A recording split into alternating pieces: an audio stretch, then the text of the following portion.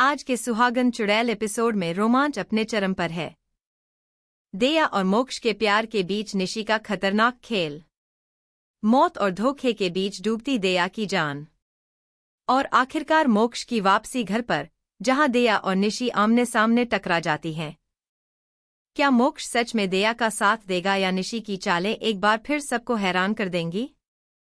Video शुरू करने से पहले कृपया हमारे चैनल को लाइक और सब्सक्राइब करें और लेटेस्ट अपडेट्स कभी मिस न करें। इसके लिए बेल आइकन दबाना न भूलें। अब चलिए वीडियो शुरू करते हैं। निशी दया और मोक्ष को ढूंढती है। वो खिड़की ढक देते हैं ताकि निशी उन्हें न देख सके। मोक्ष कहता है, जब हम साथ होते हैं तो सब आसान हो जाता है। दया कहती है, काश हम हमेशा साथ रहें। दया का लॉकेट मोक्ष की रक्षा करता है। मोक्ष दया को गले लगाता है और उसकी गर्दन पर किस करता है। निशी उन्हें नहीं ढूंढ पाती।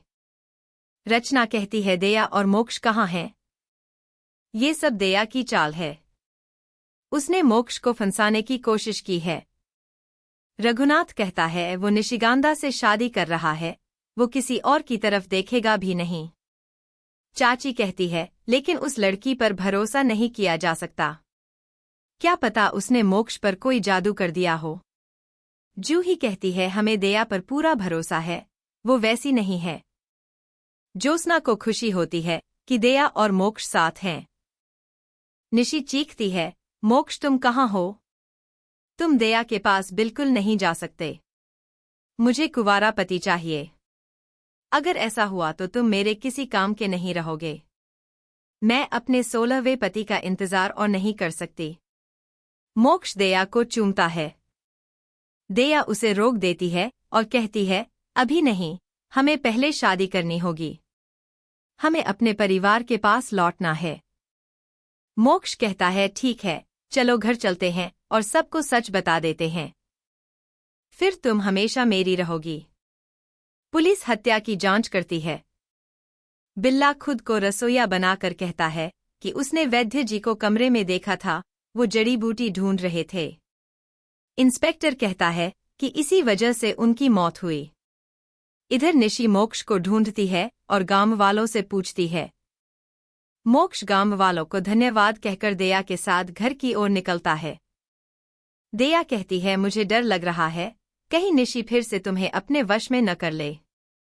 मोक्ष कहता है, अब वो ऐसा नहीं कर पाएगी। मैं उसे सबक सिखाऊंगा। कोई हमें अलग नहीं कर सकता।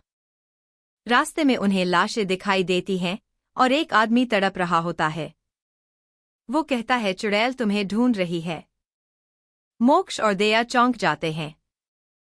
वो कहता है, चुड़ैल तुम्हारे पीछे है, और दम तोड़ देता है। दया डर जाती है। मोक्ष कहता है, घबराओ मत, कुछ नहीं होगा। तभी रेत का तूफान आ जाता है। प्यास से बेहाल दया के लिए मोक्ष पानी लेने निकलता है। तभी निशी उसे देख लेती है।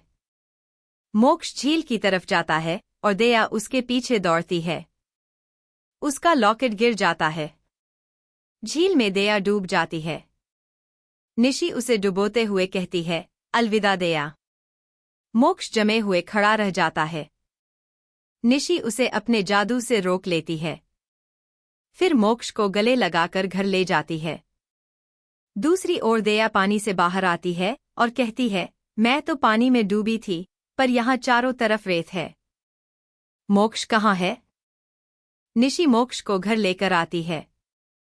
दया उसे ढूंढते ढूंढते अपना लॉकेट पा लेती है और कहती है, मैं मोक्ष को खो नहीं सकती। एक नौकर कहता है, मोक्ष मिल गया है, वो छत पर बेहोश पड़ा है। सब ऊपर भागते हैं।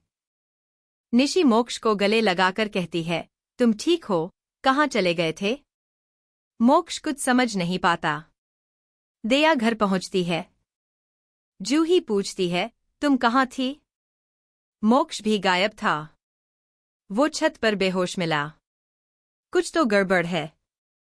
निशी रोते हुए कहती है, भगवान का शुक्र है वो ठीक है। ज्योत्सना पूछती है, मोक्ष तुम रात भर कहाँ थे? दया कहती है, मोक्ष मेरे साथ था, हम दोनों साथ थे। सब हैरान हो जाते हैं। रघुनाथ पूछता है, क्या? निशि कहती है, ये सिर्फ सपना देख रही है। यही चाहती है कि मोक्ष उसके साथ हो। दया गुस्से से कहती है, तुम्हारे सारे सपने टूट जाएंगे निशिकांदा।